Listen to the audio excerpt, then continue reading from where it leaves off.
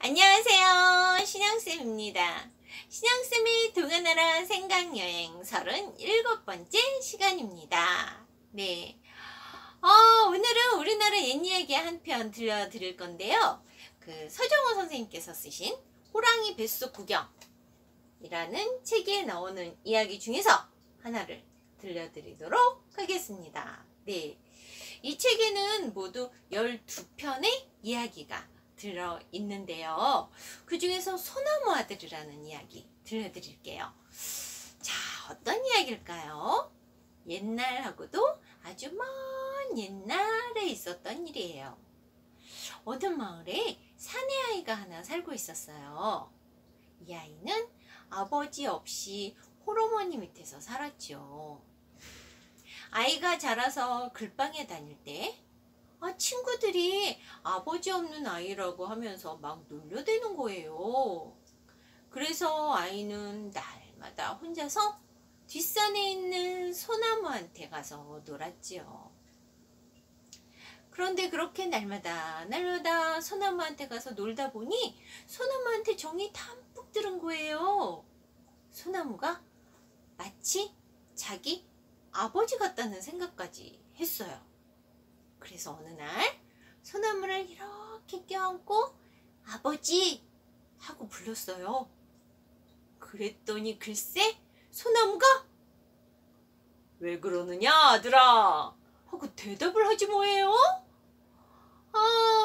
그래서 그 다음부터 이 아이는 소나무를 진짜 아버지라고 생각하고 글방에서 끝나면 잽싸게 가서 이런저런 이야기를 했어요. 소나무도 반갑게 아이를 맞아주고 대답도 해주고요. 아이는 소나무 아들이 된 거죠. 어느 날이었어요. 소나무가 이 소나무 아들한테 그날 밤에는 집에 가지 말라고 하는 거예요. 그날 밤에 아주 큰 비가 내려서 홍수가 날 거라고요. 그러니 소나무 등에 타고 있으라는 거죠. 그래서 이 소나무 아들은 소나무 아버지 말을 듣고 소나무 위에 올라가서 그날 밤은 집에 가지 않았어요. 밤이 되자 진짜로 큰 비가 쏟아지더니 홍수가 났어요. 산이 다 잠겼다니까요.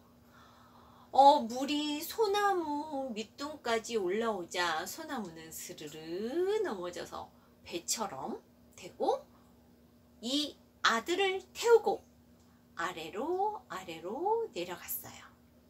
그렇게 물을 따라 내려가다가 보니까 개미떼들이 물 위에서 막 떠다니는 거예요. 기운이 없어서 꼬르륵 막 가라앉고 말이에요.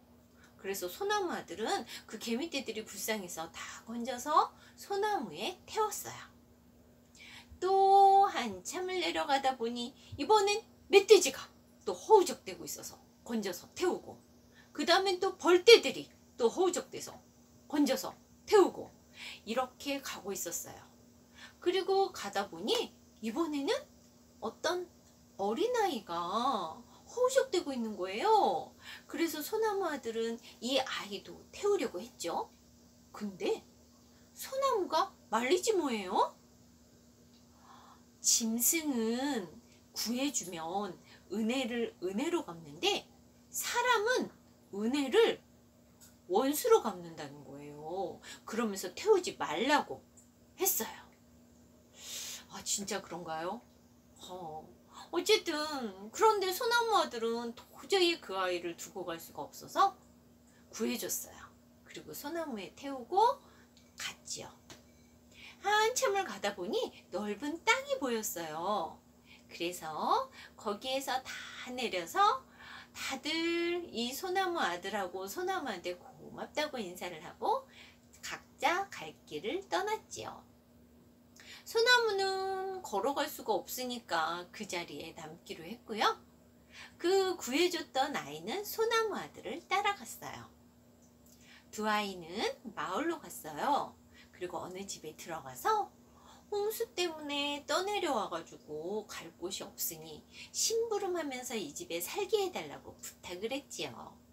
주인은 흔쾌히 그러라고 했습니다.